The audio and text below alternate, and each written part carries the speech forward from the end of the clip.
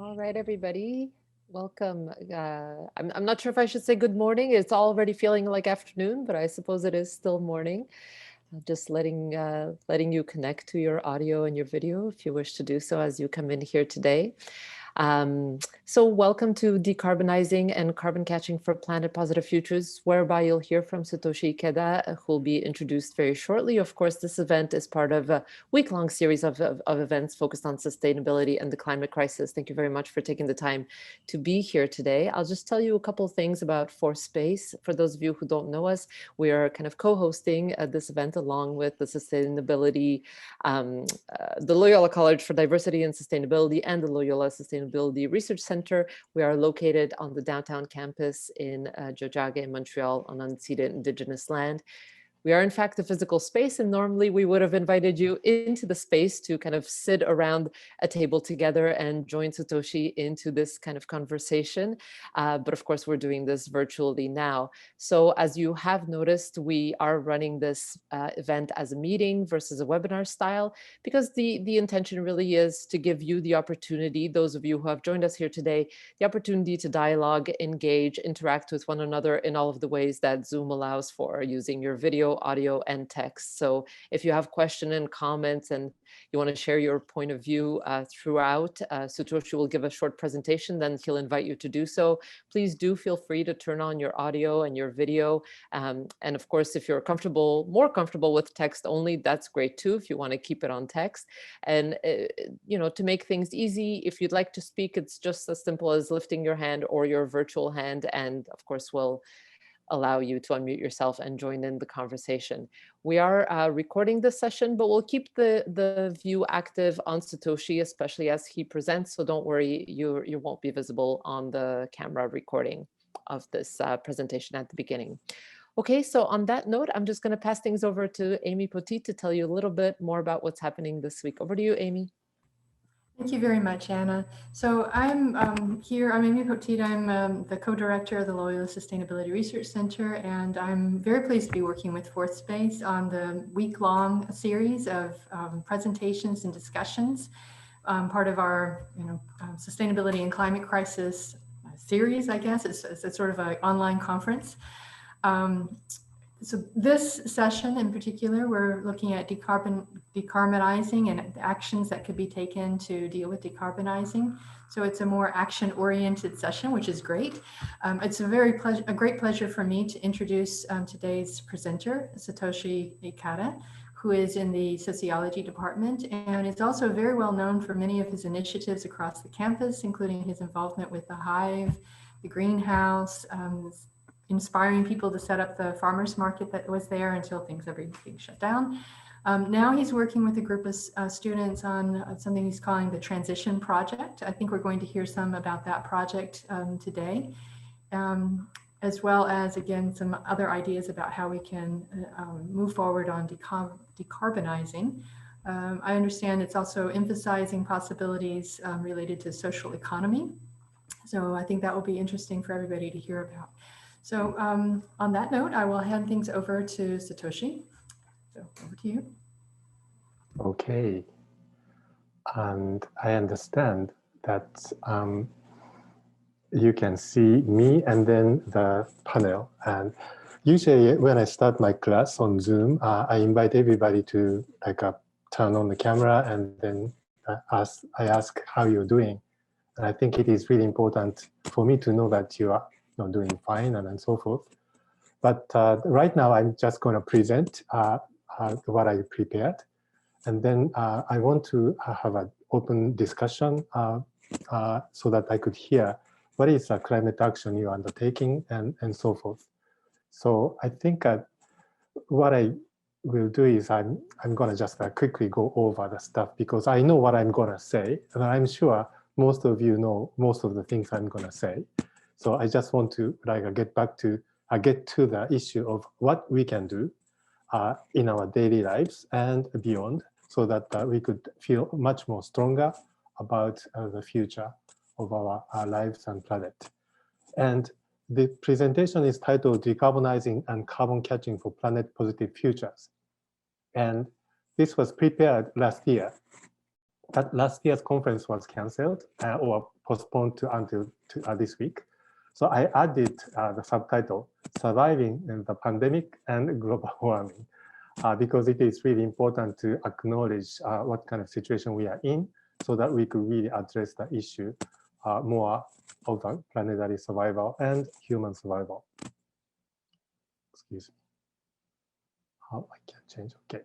So we all know impending climate catastrophe. The humanity is depleting the carrying capacity of the planet Earth, and climatologists predict 46-degree temperature rise by the end of 21st century at the current emission rate or pace, leading to mass extinction of species, much more than what we had already done to other species on Earth.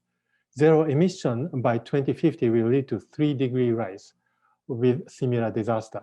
And so the target set by the Paris Accord and so forth is not really enough.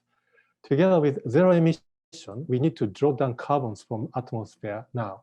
People are talking about zero emission and corporations are really riding this boat of zero emission and stuff, but that is not enough. We need to take down or draw down carbons that has been already emitted to the atmosphere through industrialization and so forth in the past 2 centuries. Okay. So what we need to do is to decarbonize our lives, and then we have to catch carbon. So the key ideas I want to put forth is to pay attention to the 5 costs that has been excluded from corporations' profit maximization scenario. Carbon cost. The carbon has been really like a public goods. You can spew out as much carbon dioxide as possible. That has been the way that we existed. Soil cost has been ignored. Like in the process of so many stuff like agriculture, mining, and so forth, we destroyed soil's carrying capacity. Soil is a very good absorber of carbon, and we destroyed it. And we have a health cost, not just for humans, but then for the planet too. And ecological cost of packaging is really dear and rising very badly. And we need to pay attention to water cost. So carbon cost is associated with every activity that we undertake. So carbon is emitted at each process. It's necessary to account for carbon emission in addition to market cost calculation. And carbon cost needs to be calculated to include the entire production process. And many corporations like Sony corporations declaring their carbon neutral. Amazon is declaring their carbon neutral. They are not. In their production process, they use so much input that has been produced with a lot of carbon emission. So we need to take into account of every production process and transportation process and consumption process, because each process involves carbon emission, and we have to really pay attention to all the processes. Carbon emission happens for every input, including water, air, equipment, furniture, building. Sometimes we take water as something natural. No, it is not. We have to purify it to make it available. We have to carry the water up to the mountain for the Montreal so that we have enough pressure that we can enjoy the showers and so forth. And to pump up the water, we have to have energy.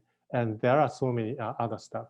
We need to introduce products with a lower or zero CO2 emission. I think introduction of a new product is really important to replace the carbon emitting ones with the zero emission one or reduced emission one.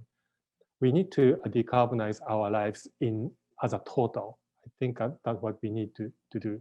Soil cost refers to industrial agriculture and how it's destroyed carbon catching capacity of soil. We witness deforestation, burning Amazon forest, soil quality deterioration, like a topsoil being lost. It makes a huge difference if we choose the products from regenerative farming as opposed to industrial farming. Regenerative farming involves different ways of producing our food. And we have to really pay attention to also mining and forest industry destroyed soil. The city of Montreal, the way it exists, destroyed the carrying capacity of the soil, carbon catching capacity of the soil. And so we have to really pay attention that urban development also is what is caused our current situation. Housing development and paved road reduces carbon catching capacity. So we need to imagine green envelope to cover the entire houses to catch carbon from atmosphere with the vines and stuff. And we need to have the road covering canopy, different ways of like getting the sunlight to converting something into more productive. Health cost. Industrial food system destroyed soil, air, and water, but then it also harmed human health, destroyed ecological health. So we need to really pay attention to health side because we cannot really regenerate ourselves or continue to survive and to be truly sustainable if we are not really healthy. And planet health is so closely tied with human health. Okay, COVID-19 is the latest infectious disease brought by human encroachment of nature. And this has been said repeatedly. Sorry that my background is getting bad, but I think it is because of the sunlight coming into this way. Sorry. I'm sure most of you who are in my age remembers HIV/AIDS epidemic.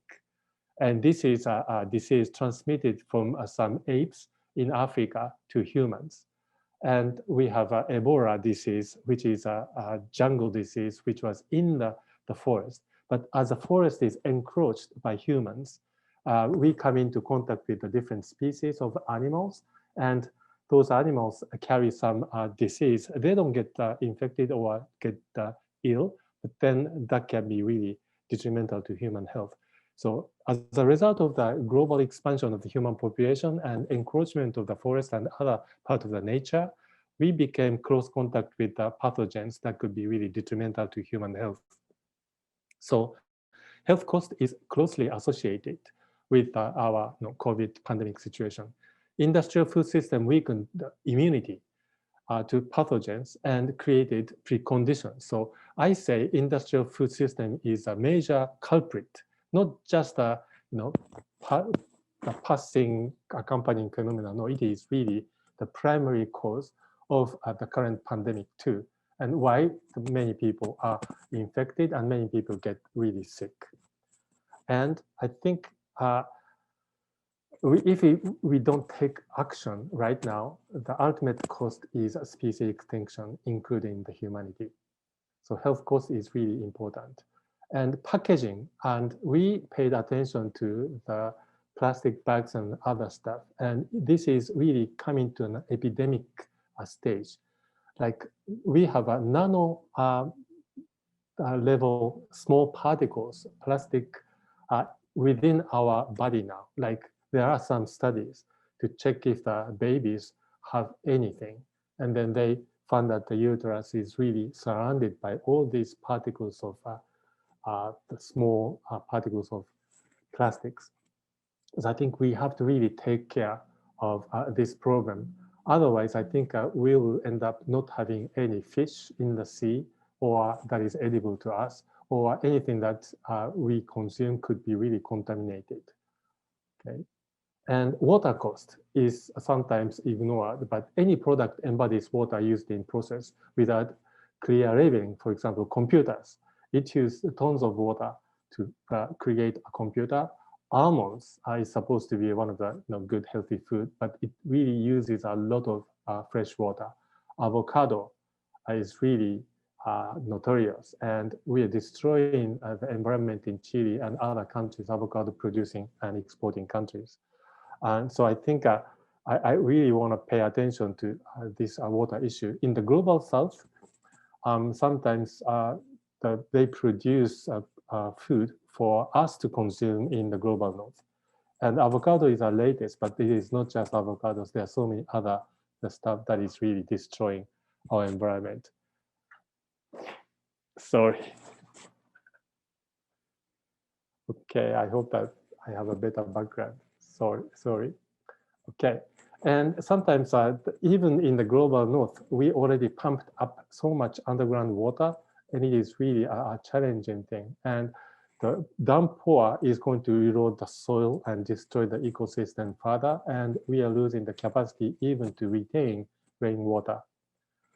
Planet positive futures, we need to really practice in terms of the cost reduction, like a carbon, land, health, and ecological cost of packaging and water. We need to reduce these costs. And to do that, we need to design new lifestyle that reduces these costs, or any products that embodies, or we need to have a new products that lowers these costs, and our lifestyle has to really accommodate a more carbon catching lifestyle. And so we need to have a house plant or home garden or mini forest in your backyard, green envelope to really put the entire house under the green cover. There are many species that you can use to create some ecological system surrounding your house. And of course, you can have a electric generating panels on the house. Yet, I think a green canopy is a much more important way for us to catch carbon. We need to protect wetland, and I think we can have a housing development project to really cater toward carbon catching from the beginning. So I want to pay attention to the food sector particularly because it gives us some hope that we can engage in our climate action even today. We need to move away from industrial farming and promote regenerative farming. And Regeneration Canada is an organization that really promotes Canada's soil health, and they had the conference last week, and I heard that it was successful, but many people need to have more knowledge about the soil, and we need to take care of a soil regeneration. We have to promote plant-based diet, preferably organic, but not necessarily, because some of the vegetables and fruits don't require much pesticides. So you don't need to really worry too much about organic vegetables, more sometimes high cost. We need to really think seriously and promote entomophagy, that is insect eating, because insects don't carry the disease. Why? Because they don't have a blood, and they are much more healthier and sanitary as compared to animals as the diet. And there's a really great possibility of creating the positive closed loop even within the system of a nice the ecological cycle of food, including all sorts of nutrition that we need to have with the insect, because insects leftover is going to be a good soil, and it could be put into our garden, and then we can produce vegetables and so forth. So we need to further promote local production for local consumption, because globalization is a part and parcel of how the epidemic had spread so quickly. If it were not for the global travel and global reliance on people's movement and movement of the stuff, then we might have a less rapid spread of the COVID. So I think we need to promote local production and local consumption. And I engage in fermented food, like I make my own kombucha and do a lot of vegetable fermentation. And it is really good to your health. And I think we need to really promote that at-home fermentation so that you can really take care of your body. Energy efficient cooking and preparation, I think this is also important to think about the survival when the electricity is cut off, or whatever the situation we may be in, if this global warming continues to cause so much havoc in our lives. And so we need to really create a circular economy, the closed loop, so that we don't rely upon the input that is brought into our system, like fossil fuel. We relied too much upon fossil fuel as an energy source and other material source, and that is really destroying the earth and our health. So we need to think about how we can really create a circular economy. Fair trade and fair water products, I think we need to pay attention to what's happening in the global south, because they are the people who didn't really put up any carbon, but then they're taking the brunt of the global warming effect. So we need to really take care and then join those people in the global south fighting for the just society and a better futures. And then we have to work together with these people. And we have to really eliminate one-time usage packaging for anything, one-time usage, any electronic gadget. We need to really create a built-in system of repairing at a low cost so that we don't need to really throw away the entire stuff when one part breaks down. Okay. So immediate action proposal I have is the current pandemic calls for lifestyle change for human survival. So stop industrial agriculture, stop encroaching nature, and stop globalization. I think that is the call that is called for to tackle both pandemic situation and then global climate change. We need to decarbonize, your life, or our life.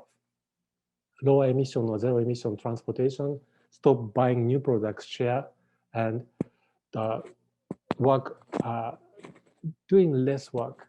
Don't work more than necessary, and don't save money, and don't work more than enough.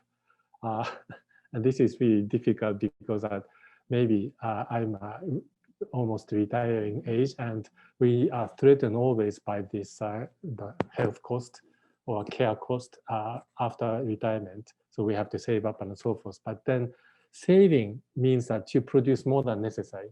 And that redundancy is creating more cost to the earth. So we have to think about how collectively we can reduce our need to save for the futures. And this needs to be created by the social economy with intergenerational interaction so that we can help each other. And young people don't need to suffer from a high mortgage payment. And we can have companions and so forth. I promoted a co-housing arrangement, home share, but it's really difficult to convince many people to invite the strangers in their home to share household. But I think that is the one way of looking at the future.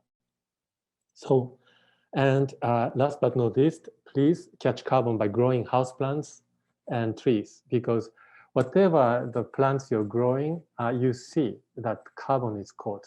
About half of the weight of the tree is carbon that you caught from the atmosphere. And you should feel good that you're doing great things to save the planet. So what I'd like to do is to invite you to discuss these points. What are your actions to decarbonize and catch carbon? So I'd like to really know what is your climate action? And you may not think that you are already engaging in, but by replacing like a light bulb from condensate light into the other more less energy consuming devices is a really important way. And I'm sure you are taking careful watch on the water usage so that you don't really overuse or waste and so forth. What is your strategy to reduce food waste? So what are the changes we need to bring to our lives to reduce the possibility of another pandemic? Because a pandemic is really with us right now. It's not over yet. But then we can expect this to continue, and the COVID-19 is going to be like influenza because it mutates and we might need a new type of vaccine every year or so forth. And so we might need to live with the COVID. So co-living with all this disease, and that could be a part and parcel of our lives. But then for us to live better in that situation, we have to build our immunity, and we have to change our food so that we could really build our immune systems and so forth. So I think I want to really pay attention to this, the last point. What are the actions that allow us to prepare for the next pandemic and avert climate catastrophe simultaneously? Because your action today could really take care of both of these things. We can be stronger against pandemic, and we can really save the global catastrophe from the climate change. And I invite you to turn on your video. I know that you're reluctant, but then it'll be nice if we could create the view, the conference view or the classroom view, so that we could really participate in exchanging ideas. So thank you very much for those people who are turning on the camera. I'm really glad to see you. And I just want to ask you, how are you doing? But Aida, how are you doing? Aida? Good, okay. So I think I will leave that all sort of trafficking to Amy so that I could really like get back onto listening side. Okay, thank you.